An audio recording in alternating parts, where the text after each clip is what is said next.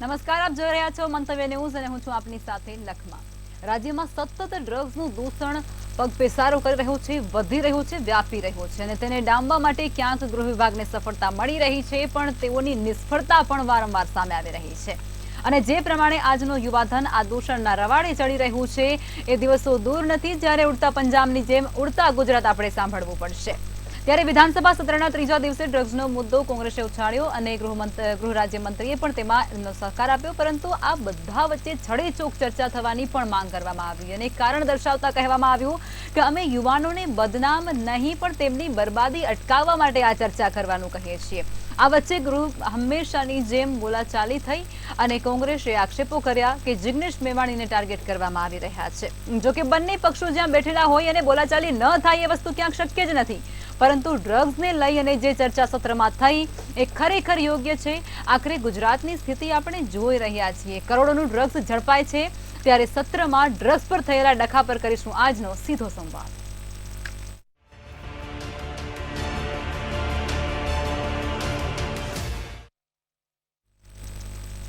ચર્ચાની શરૂઆત કરશું, જેમાં પ્રફુલભાઈ ત્રિવેદી મંતવ્ય ન્યૂઝના એસોસિએટ એડિટર આપણી સાથે જોડાઈ ચૂક્યા છે. ભારતીય જનતા પાર્ટીમાંથી નિલેશભાઈ સોલંકી અને કોંગ્રેસમાંથી અશોકભાઈ પંજાબી જોડાઈ ચૂક્યા છે. પહેલા તો ત્રણેય મહાનુભાવોનું મંતવ્ય ન્યૂઝમાં સ્વાગત છે. પ્રફુલભાઈ, શરૂઆત આપનાથી. ડ્રગ્સનું દૂષણ રાજ્યમાં સતત વધી રહ્યું છે અને તે વચ્ચે આજે વિધાનસભાના જે ગૃહ ચાલી રહ્યું છે, ચોમાસું સત્ર, તેની અંદર પણ આજનો જે આ ડ્રગ્સનો ડખો છે ને એ ભારે થયો હતો. એના પર તમે શું કહેશો? ગુજરાતમાં જે દરિયા કિનારો છે, ગુજરાતના સદનસીબ છે કે બહુ મોટો દરિયા કિનારો છે. સૌરાષ્ટ્રમાં છે, વલસાડમાં છે, કચ્છમાં છે.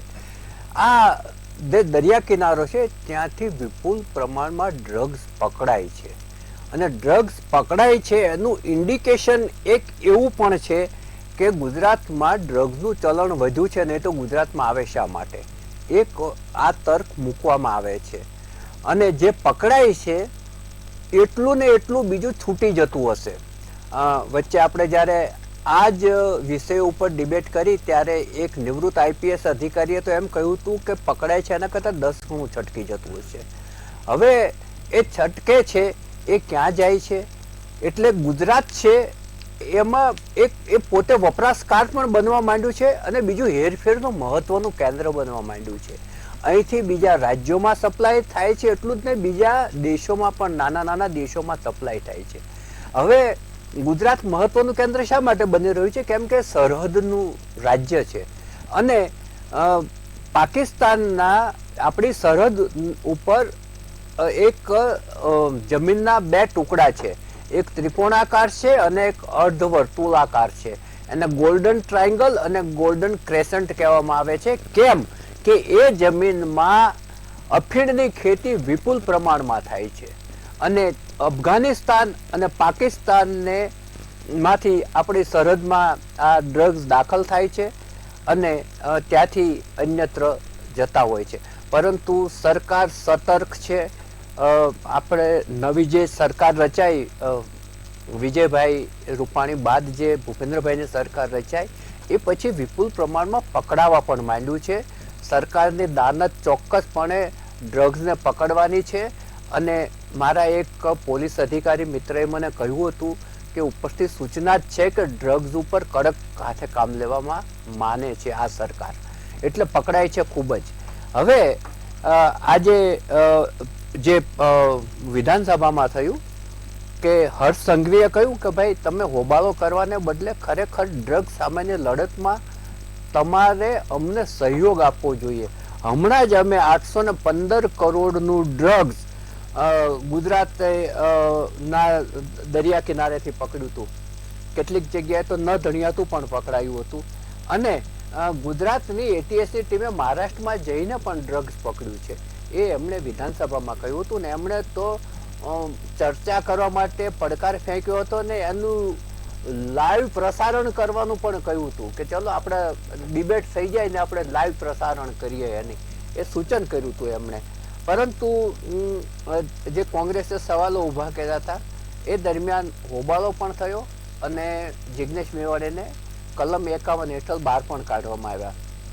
હવે ગુજરાતમાં જે ડ્રગ્સનું પ્રમાણ વધી રહ્યું છે એના કેટલાક દાખલાઓ આપણે જોઈએ તો એમડી ડ્રગ્સ નું ઉત્પાદન પણ થવા માંડ્યું છે કે જે આ રો મટીરિયલ આવે માદક પદાર્થોનું, એમાંથી એમડી ડ્રગ્સ નામની એક જે એની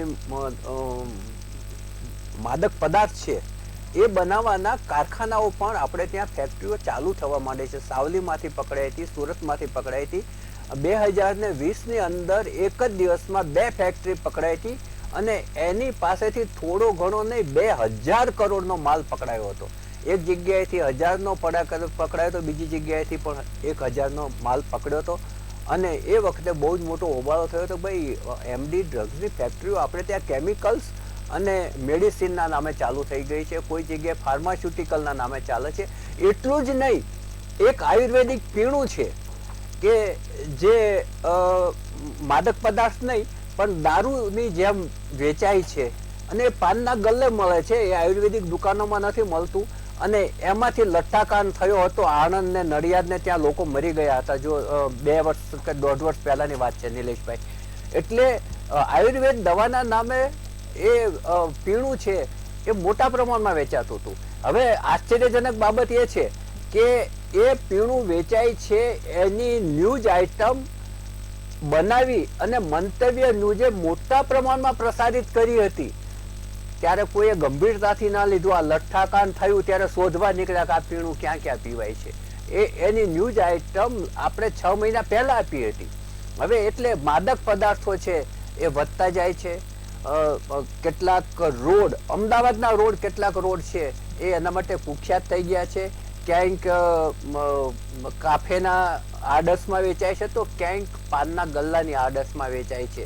કોલેજોની અમુક ત્રિજ્યાની અંદર માદક પદાર્થો મળે છે, એના વિદ્યાર્થીઓને ખબર હોય છે તો પોલીસને કે કેમ ખબર નથી, કે પછી ત્યાં હપ્તા આધારિત જ બધું ચાલે છે. પોલીસ હપ્તા ખાય, પરંતુ માદક પદાર્થમાં તો એને ના જ ખાવા જોઈએ, કારણ કે આ યુવા પેઢીને બરબાદ કરનારી ચીજ છે. અને એક પ્રસ્થાપિત થયેલો રાજકારણનો મોટામાં મોટો નિર્ણય છે કે જો તમે તમારા દુશ્મન દેશને યુદ્ધમાં હારાવી ના શકો તો એની યુવા પેઢીને માદક પદાર્થોને રવાડે ચડાવી દો. તમે જો પંજાબને ઉડતા પંજાબ કરી દીધું, કેમ કે સરહદનું રાજ્ય છે, ત્યાં ઉડતા પંજાબ થઈ ગયું. એટલે હવે ગુજરાતને કચ્છ તરફ વળ્યા. ગુજરાતને કચ્છ તરફ નાનું મોટી ખેપો તો થતી જ હતી, પણ આ મોટા પ્રમાણમાં આવવા માંડ્યું બધું. એટલે હવે એમનું ટાર્ગેટ ગુજરાત જ છે. એટલે ગુજરાતના રાજકર્તાઓ, ગુજરાતનું પોલીસ તંત્ર, ગુજરાતનું એટીએસ, એ તમામે જાગૃત રહેવાની જરૂર છે. એટલું જ નહીં, નાગરિક તરીકે મા બાપે પણ પોતાનું સંતાન ક્યાં જાય છે, કોની સાથે બેસે છે, રાત્રે મોડી રાત્રે બહાર હોય તો એ શું કરે છે, એ બધું જ એમને ધ્યાન રાખવું પડે એવી પરિસ્થિતિ પેદા થતી જાય છે. એટલે ગુજરાતમાં માદક પદાર્થોની જે પગપેસારો થયો છે એ સરકારના પ્રયાસો છે, એને તમામે સહકાર આપવો જોઈએ અને આ બાબત છે એને નેસ્ત નાબૂદ કરવી જોઈએ અને એ તમામ નાગરિકની પણ ફરજ છે. બિલકુલ ચોક્કસથી. નિલેશભાઈ, આજે સત્રમાં થયેલા ડ્રગ્સના ડખા પર તમે શું કહેશો? નમસ્કાર લખમાજી. આ સત્ર 3 દિવસનું ટૂંકું અને ટચ હતું, પણ બહુ સારા બિલ 5 થી 7 બિલ રજૂ કરવામાં આવ્યા કે જેમાં ગૃહ ખાતાએ બહુ સારા એવા બિલો પણ રજૂ કર્યા. પણ આજે જે ઘટના થઈ એ ખરેખર એક શર્મસાર કહેવાય કે અમિત ચાવડા જે કોંગ્રેસના દિગ્ગજ નેતા અને કોઈ ફોટાને લઈને જે એમને કોમેન્ટ કરી કે એ ગૃહમંત્રી સાથે એવાના ફોટા હોય કે જેનો રેકોર્ડ ખરાબ હોય છે અને જે જેલની પાછળ હોય છે. ગૃહમંત્રી હર્ષ સંઘવીજીએ પ્રેસ કરી અને ખરેખર એમને બહુ જ સારી રીતે સરળ ભાષામાં કહ્યું કે તમે વિપક્ષ, તમે ગૃહને ચાલવા દો, બૂમ બરાડા ના પાડો, વેલમાં ના ઘસી આવો અને ચર્ચા કરો. ડ્રગ્સ એવી વસ્તુ જે પ્રફુલભાઈ બહુ સારું એ વિસ્તારથી સમજાવી. ડ્રગ્સ એવી વસ્તુ છે કે તમારે કદાચ કોઈ બીજી લત છૂટી જાય, ડ્રગ્સ એવી છે કે તમારી કદાચ પેઢીઓની પેઢીઓ પણ એમાંથી બહાર ના આવી શકે. અને ગૃહમંત્રી પોતે મુખ્યમંત્રી શ્રીના માર્ગદર્શન હેઠળ જે કામ કરી રહ્યા છે અને ખરેખર ગુજરાતમાં આટલું ડ્રગ્સ પકડાય છે ત્યારે આપણે ડિબેટ કરી રહ્યા હોઈએ છીએ, તો એમને કહ્યું કે વિપક્ષને એ કહે કે ભાઈ કોઈ પણ પ્રશ્નો છે તો અમે જવાબ આપવા તૈયાર છીએ. તમે 2 કલાક 5 કલાક જે પણ તમે સમય માંગો સત્રમાં એ સમય આપવા તૈયાર છીએ, પણ નહીં તમારે એક ફોટાને, અને જો કદાચ ફોટાની રાજનીતિ કરવી હોય તો એવા ફોટા પણ છે યાસીન મલિકના કે જે પ્રધાનમંત્રી, પૂર્વ પ્રધાનમંત્રી સાથેના હોય કે જે જેલની પાછળ છે. એટલે ફોટાની રાજનીતિ કોંગ્રેસના જે નેતાઓ છે એમને છોડવી જોઈએ અને સીધી રીતે કે જે રીતે ગૃહમંત્રી કે આપણી ગુજરાતની પ્રજા અને યુવાનો જે રીતે એકબીજાના સપોર્ટિંગથી ઘરે ઘરે આ સોશિયલ અને સામાજિક પણ વિષય છે કે કદાચ કોઈ એક યુવાન ડ્રગ્સ લેતો હોય તો ગુજરાતના બધા યુવાન ડ્રગ્સ ના લેતા હોય લખમાજી, કે કોઈ એક વ્યક્તિ કે એક અધિકારી કદાચ લોભ લાલચમાં આવી જાય તો આખી સિસ્ટમ લોભ લાલચમાં ના આવે એ આપણે સમજવું જોઈએ. અને એટલા જ માટે જે સારામાં સારા કાયદા લઈ શકાય, જે આપણે જુઓ ઉદાહરણ તરીકે કે કાળા જાદુમાં માનવ બલિ જે પણ લોકો બલિ આપતા હતા એ કદાચ આપણે બહુ જોયું નતું ને એની પર આપણે એક કાયદો ભવિષ્યમાં બનશે એવું આપણે વિચારતા નતા, પણ એની પર પણ હવે બહુ સિરિયસ કેસો આવવા માંડ્યા અને એનો કાયદો લાવવો પડ્યો. આપ જુઓ કે ગુજરાત પહેલું એવું રાજ્ય છે કે જે વ્યાજખોરોની સામે જે લોકો જે પૈસા લેતા હતા ઊંચા વ્યાજે એ લોકોની હાલત કફોડી થતી હતી અને રાજ્ય સરકારે આગળ આવ્યા અને જોયું અને એમાં પાસા બેન આખા ભારતમાં ક્યાંય કોઈ જગ્યાએ વ્યાજખોરો પર પાસા ના લાગે. આપણા ગુજરાત રાજ્ય પહેલું છે કે જે હર્ષ સંઘવીજીએ એમાં પહેલ કરી મુખ્યમંત્રીના માર્ગદર્શન હેઠળ. તો આ રીતના કાયદા કડક કર્યા રહે છે. એટલા જ માટે એટલે નિલેશભાઈ આ બધા વચ્ચે જ્યારે ક્યાંય પણ સિસ્ટમ પર સવાલ ઉભો થાય છે ને ત્યારે એ બધા પર થતું હોય છે. જેમ તમે કહો છો એવી રીતે તો મને નથી લાગતું હોય શકે કે તમે જે રીતે કહી રહ્યા છો એ રીતે કઈ રીતે આપણે માની લેવું? નહીં, માનવું જ પડે, કારણ કે અમે તો પ્રેસ કરી રહ્યા છીએ. જી પૂછવા માંગે છે જી કે કોંગ્રેસ જે ફોટાની રાજનીતિ કરી રહી છે તો ફોટા હોય તો એના પર રાજનીતિ થાય ને? એમનો પ્રશ્નનો જવાબ શું છે? તો બહુ સારામાં સારો પ્રશ્ન છે. એનો જવાબ પણ હું સરળ ભાષામાં આપું કે ફોટા વાળો વ્યક્તિ જેલની પાછળ છે.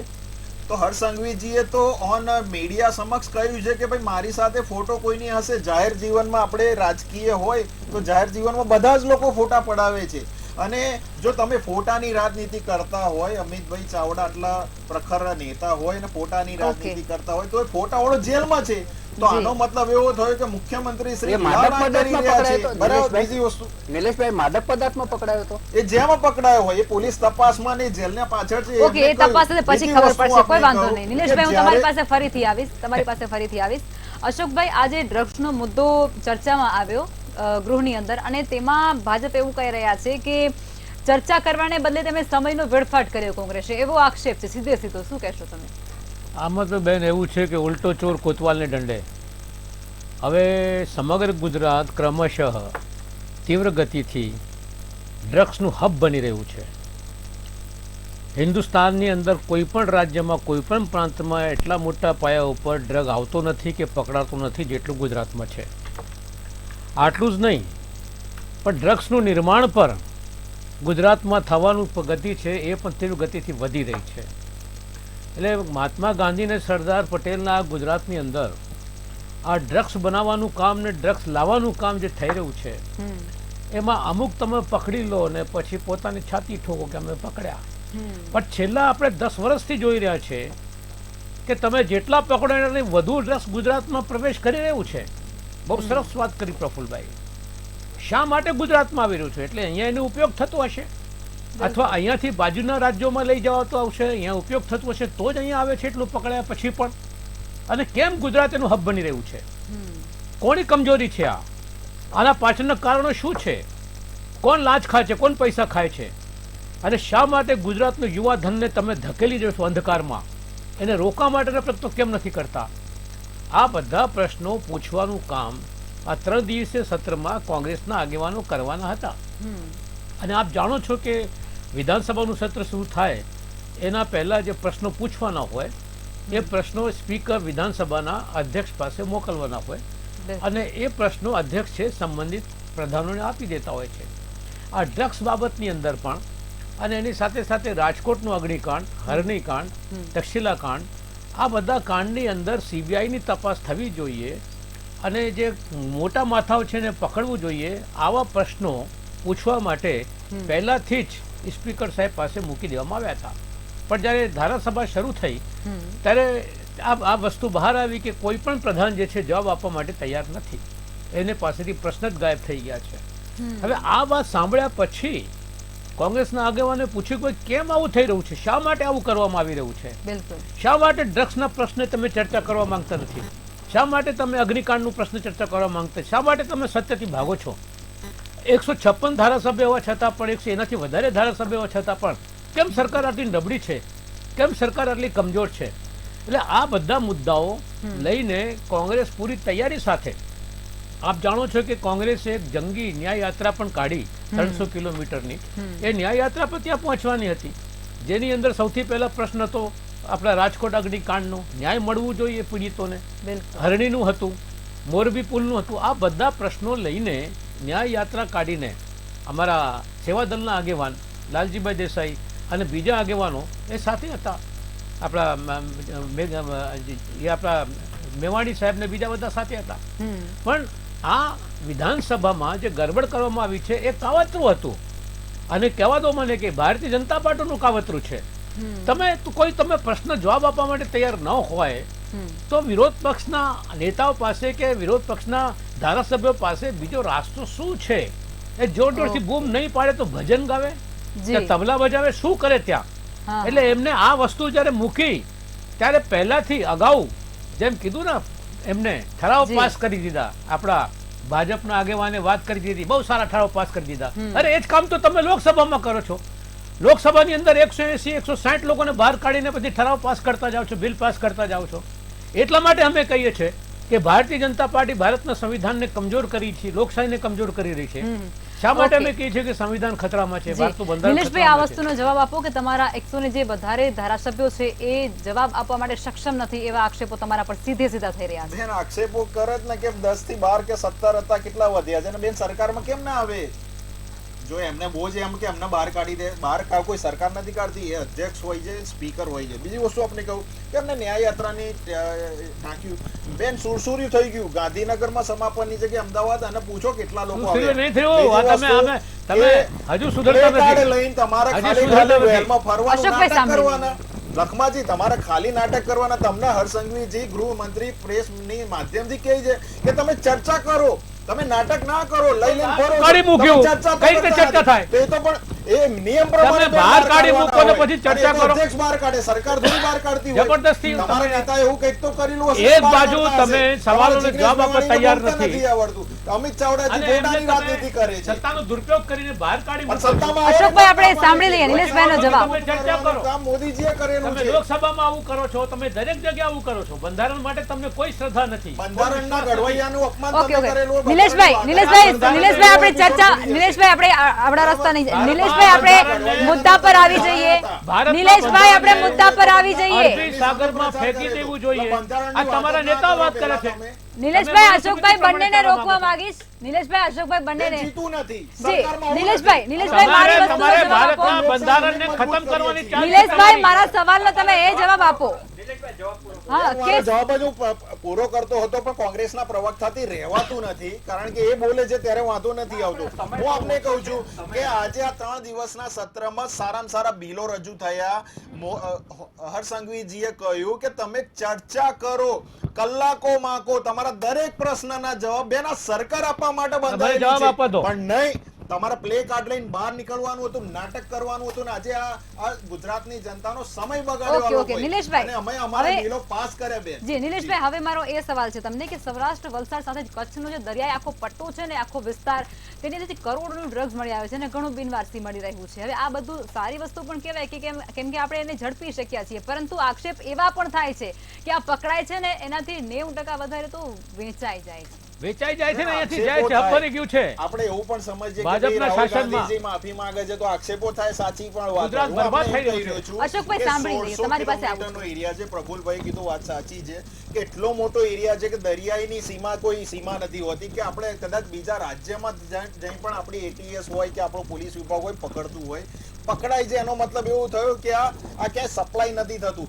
અને આની પાછળ દરેક મીડિયા સમક્ષ કોઈ અહેવાલ ના આવે, કારણ કે કદાચ આને અસર પડે તપાસને એટલા જ માટે કે આ પકડાય છે, સારી વસ્તુ છે. અને આને માટે પ્રફુલજીએ કહ્યું એ સાચી વાત છે. હું કહેતો હતો કદાચ કોંગ્રેસના પ્રવક્તા આમાં હા ના પાડે, પણ ઉપરથી ઓર્ડર એવા આપ્યા છે કે એક પણ યુવાનને આની લત ના પડવી જોઈએ અને આ ડિસ્ટ્રીબ્યુટ ના થવું જોઈએ અને આની પાછળ જેટલા વ્યક્તિઓ છે, માફિયાઓ છે, એને પકડવા માટે સમગ્ર વિભાગ, પોલીસ વિભાગ, એટીએસ, ક્રાઇમ બ્રાન્ચ, જેટલા બી વિભાગો છે, ગૃહ ખાતાની બધા જ વિભાગો આમાં સતર્ક છે બેન, પણ અમને નાટક કરવામાંથી ઊંચા નથી આવતા. ઓકે અશોકભાઈ આપની વાત મૂકો. હવે હું જવાબ આપવા માંગુ છું. જી આપો. જ્યારે પ્રજાકીય પ્રશ્નો અમે મૂકતા હોઈએ છીએ અને ખાસ કરીને ડ્રગ્સના મોટો સવાલ એક છે, અદાણી પોર્ટ ઉપર 20,000 કરોડનું ડ્રગ્સ પકડાયું, એ ઓપન વાત છે.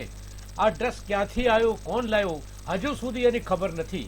જે ડ્રગ્સ પકડાય છે એનું મૂળ શું છે એ લોકોને ખબર પડતી નથી. ફક્ત ચર્ચા કરવા માંગીએ છીએ અને અમે આદેશો આપી દીધા છે. અને તમે કાચના મહલમાં રહીને તમે સરકાર ના ચલાવી શકો. નીચે જમીન પર શું થઈ રહ્યું છે, સૌથી મોટો સવાલ આ છે કે આજે ડ્રગ્સ છે મોટા પાયા પર ગુજરાતમાં પ્રવેશ કરી ચૂક્યું છે અને લોકોને આદત પડી ચૂકી છે. નિલેશભાઈ વચ્ચે ને, નિલેશભાઈ વચ્ચે ને. નિલેશભાઈ તમને હું સમય આપીશ પૂરેપૂરો. મારી નહીં, ડિબેટમાં ચર્ચા કરવાની. તમારી report છે. નિલેશભાઈ હું તમને પૂરેપૂરો સમય આપીશ ભાઈ. હવે આ ચર્ચા કરવા માંગતા હતા વિધાનસભાની અંદર, પહેલાથી પ્રશ્ન પૂછેલા, પણ એ પહેલાથી જ પ્રધાનો કહી દીધો કે અમે આ પ્રશ્નનો કોઈ જવાબ આપવા તૈયાર નથી. અને પછી ડાઈ વાતો કરે છે આપણા ગૃહપ્રધાન હર્ષ સંઘવી સાહેબ. અમે ચર્ચા કરવા માંગીએ છીએ. ચર્ચા કરવા માંગતા શા માટે સસ્પેન્ડ કર્યા? કેમ તમે એને બહાર કાઢ્યા ચર્ચા કરવા માંગતા હતો? નિલેશભાઈ તમારી પાસે હું આવીશ. એમને એમની વાત આ આડંબર છે અમારા ગૃહપ્રધાનનું. નવું નથી બોલતા. હું કહેવા માંગુ છું, એ પોતે તો હતા હું નહીં. કહેવા માંગુ હું તો છું મીડિયા કે સમક્ષ નિલેશભાઈ એમને વાત એમની વાત કરી રહ્યો મૂકવાનો છું. સમય આપવો આડંબર પડશે. કરે છે. એમના ઈશારાથી સ્પીકરે અમારા કોંગ્રેસના તમામ લોકોને સસ્પેન્ડ કરી દીધા. શા માટે ચર્ચા નહીં કરી? આ ડાઈ વાતો કરવાની તમારે? કોંગ્રેસના ધારાસભ્યને એવા લક્ષણ હશે કે કાઢ્યા હશે અને એ તો અરે અધ્યક્ષ લક્ષણ હશે ને કાઢ્યા હશે ને, એવા તમારા અધ્યક્ષ- લક્ષણ સારા છે. અધ્યક્ષ કરે. તમે 36 આમાં લક્ષણ અમારું કોઈ ના હોય. વ્યક્તિગત ટીપા તમે ટિપ્પણી તો- નહીં કરી આપણે. તમે જીતીને આવો ને પણ આ તમારા આવવાથી ગુજરાત તમે બરબાદ ક્યાંય થયું નથી છે. આવતા. કેમ? દરેક તમે જગ્યાએ દારૂ મળે તમે છે, દરેક 99 થી જગ્યાએ આગળ ડ્રગ નથી મળે છે. આવ્યા. અશોકભાઈ, તમે અશોકભાઈ. દિલ્હીમાં છો. બેન, વ્યાજખોરના તારણથી બેન, એક 10 દસ સેકન્ડ હું આપું. કિલો એક 10 સેકન્ડ મને આપો. મને એક દરેક જવાબ દૂષણ આપો વધી એમને. ગયું છે ગુજરાતમાં તમારા શાસનની બેન, અંદર. 10 સેકન્ડ કોઈ મને દૂષણ એવો આપો. નથી કે જે નથી વધ્યો. બેન, ઓકે, ઓકે. આખા રક્ષાકાંડ થાય છે. 10 સેકન્ડ મને આપો મળે છે. બેન. એક મિનિટ. જી અશોકભાઈ સાંભળી લઈએ હવે. 10 નિલેશભાઈ સેકન્ડ શું મને કહેવા આપજો માંગે છે? હા. કે ભલે ગુજરાતનો વિષય નથી બેન, આખા ભારતમાં કલકત્તાનો વિષય જાગ્યો. રાહુલ ગાંધીનું બેન મને એક ટ્વીટ આ નેતા અરે ભાઈ, બતાવે. એ વસ્તુ અલગ છે નિલેશભાઈ. નહીં એમાં બેન, અરે આપણે બેન, એના નહીં. માટે આપણે ડિબેટ કરી અરે છે. બેન, આખા ભારતની દીકરી હતી. અહીંયા આપણે રાહુલ ડ્રગ્સને ગાંધી ડામવા એમ માટેની આખી ડિબેટ લઈને બેઠા છીએ. એમાં રાહુલ ગાંધીને લાવવાની ક્યાંય પણ જરૂર નથી. વિષય બહારની વસ્તુની ચર્ચા નહીં કરીએ, સમય તો ખૂબ અભાવ છે. વસ્તુ છે પણ દીકરી તમારા ભારતની બહાર હતી. કાઢે છે આ આ રાહુલ ગાંધી. લોકોના નાટક એટલા માટે જોવાના છે અરે કે નાટક એ એક તો તમે બાજુ લોકો છો. રાહુલ ગાંધી આમ નાટક વિચારે તમે છે કરો છો. અને એક બાજુ વિચારતા જ નથી. આ હર્ષ અમને સંઘવીનું એમ નાટક કહ્યું, છે. એમને એમ નિલેશભાઈ, કહ્યું આપણે મુદ્દા પર કે આવી જઈશું. બેન, આ ચર્ચા ડિબેટમાં જ આવે છે ખાલી. બેન, કહેવા માંગુ કેમ છું સત્યાસ કે ગૃહમાં ના નાટક તો કરી? ગુજરાતના ગૃહપ્રધાન કરી રહ્યા છે. એક બાજુ તમે સ્પીકરના માધ્યમથી અરે અમારા ભાઈ, લોકો સસ્પેન્ડ ગુજરાતના કરો. ગૃહપ્રધાન અરે જે બીજી કામ બાજુ કરી રહ્યા છે ને ગૃહપ્રધાન એવા તો તમે 25 વર્ષોમાં કામ પકડાતા નથી જાય છે? કર્યા અને પકડાય છે સારું છે. કેમ રોકાતા મને એમ નથી? કહો, તમને તકલીફ શું છે? નહીં, રોકાતા કેમ પકડાય નથી? એ સારું છે કેમ કે આવે વેચાય છે? સારું છે? તમારા ગુજરાત- મતે શું સારું છે? ગુજરાત હબ કેમ બન્યું છે? બેન, પકડાય છે ગુજરાત હબ કેમ બન્યું છે? જવાબ આપો મને. તો તમે કેમ તમારા ગુજરાતમાં આવે છે? નિલેશભાઈ, આપો કેવો જવાબ. પ્રશ્ન કરે છે? નિલેશભાઈ, આપો આવું જવાબ. કરે છે. નિલેશભાઈ જવાબ નિલેશભાઈ સવાલ વ્યાજબી છે. રોજ કરોડોનું ડ્રગ્સ બેન, ઝડપાઈ એમને રહ્યું છે. પકડાય છે તો સારી અને વસ્તુ પકડાય છે, પણ ગુજરાતમાં 1600 કેમ આવે છે? કિલોમીટર. તો તમારા પ્રવક્તાને સવાલ આ 1600 છે. કિલોમીટરના એરિયામાં મોકલો અને ખબર સવાલ આ પડે પોલીસ છે. જોડે. નહીં, આજે ગુજરાત જે યુનિવર્સિટી પોલીસ પાસે તમે રાત જઈને દિવસ જુઓ. બેન કામ કરી રહી છે. ગુજરાતના છોકરાઓને આ એની તમે ઉપર ડ્રગ્સના ટીકા કરી રહ્યા છે. પકડાય છે, આ લોકોને ગુજરાતને સારું તમે ના બરબાદ લાગે. કરી રહ્યા છો. જે લોકો નિલેશભાઈ, અશોકભાઈનું કહેવાનું એવું થાય છે. બંને પ્રવક્તાને રોકવા માંગીશ. બંને પ્રવક્તાને. તહેવાર મનાવતા હોય. નિલેશભાઈ, અશોકભાઈ બંનેને રોકવા માંગીશ. રાત દિવસે ડ્રગ્સ પકડે છે તહેવારોમાં બેન. અને નિલેશભાઈ, અમે એના સદંતર વખાણ કરીએ છીએ કે ગૃહ વિભાગ ખૂબ સારું કામ કરી રહ્યું છે. પણ જ્યાં તમારી નબળાઈ સામે આવે છે એ તો દેખાડવી પડશે ને ભાઈ. નબળાઈ જ્યાં છે એ તો દેખાડવી પડશે ને કોઈએ તો.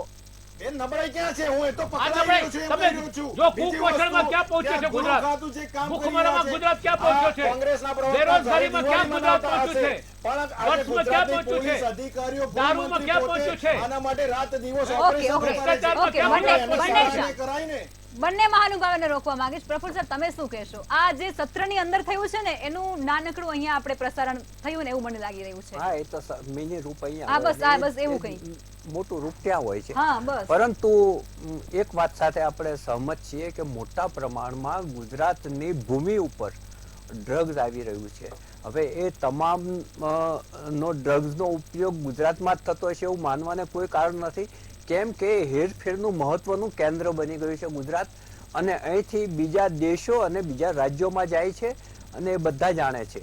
હવે જે હજારો કરોડનું ડ્રગ્સ પકડાય છે અને એમાં નાની માછલીઓને પેડલર જ પકડાય છે, આ મોટા મગરમચ્છો સુધી હજી હાથ જતો નથી એવું લાગ્યા કરે છે. કોઈ મગરમચ્છનું નામ અત્યાર સુધી જાહેર નથી થયું. હું આગળ કહું છું, એ જ કહું છું અશોકભાઈ, કે જે ડ્રગ્સ મોકલનાર વ્યક્તિ છે એ આંતરરાષ્ટ્રીય માફિયાઓ હોય છે.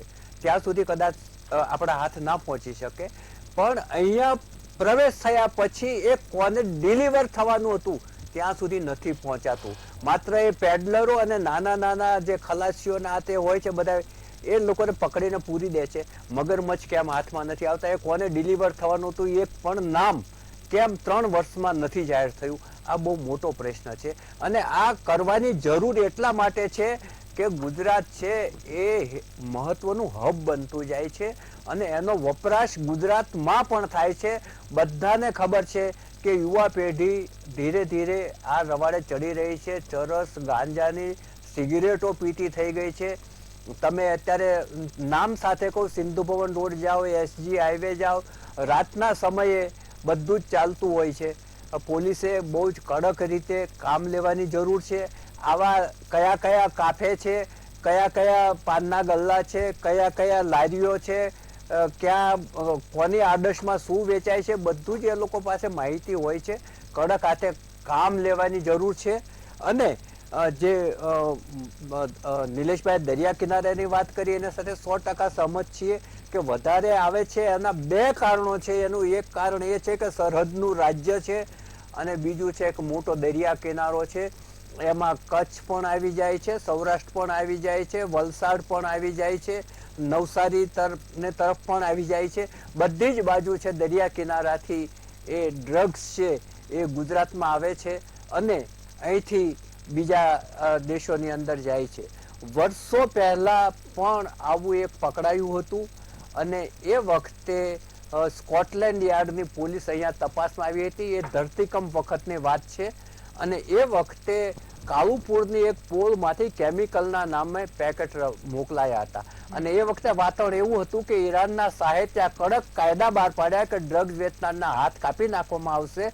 એ લોકોએ જે આ ગોલ્ડન ટ્રાયંગલ ને ગોલ્ડન ક્રેસન્ટ છે ત્યાં થતી અફીણની ખેતીમાંથી બનતા પદાર્થો ગુજરાતમાં અને વાયા ગુજરાત અન્યત્ર મોકલવાનું ચાલુ કર્યું. બિલકુલ બિલકુલ. સોરી અશોકભાઈ, સમય પૂરો થઈ ચૂક્યો છે. ખરેખર ગૃહમાં પૂછ્યું હોત ને બેન. અશોકભાઈ, નિલેશભાઈ અને પ્રફુલભાઈ ચર્ચામાં જોડાયા તે બદલ આપ તમામનો ખૂબ ખૂબ આભાર. સમયનો ખૂબ જ અભાવ છે. જોડાયા બદલ આભાર. ખરેખર ભારતીય જનતા પાર્ટી અને હર્ષ ડ્રગ્સનું જે દૂષણ છે તે રાજ્યમાં એટલી હદે વ્યાપી રહ્યો છે, સતત એ સવાલ છે તે ઉઠી રહ્યો છે અને તેને લઈને ગૃહ વિભાગની કાર્યવાહી પર સતત સવાલો ઉઠી રહ્યા છે. અને આ મુદ્દો ખૂબ જ ગંભીર કહી શકાય છે, કારણ કે યુવાનો જે છે આને રવાડે ચડી અને બરબાદીને નોતરું આપી રહ્યા છે. તેને ડામવો ખૂબ જ જરૂરી બની ચૂક્યો છે. ચર્ચામાં અત્યારે બસ આટલું જ. નમસ્કાર.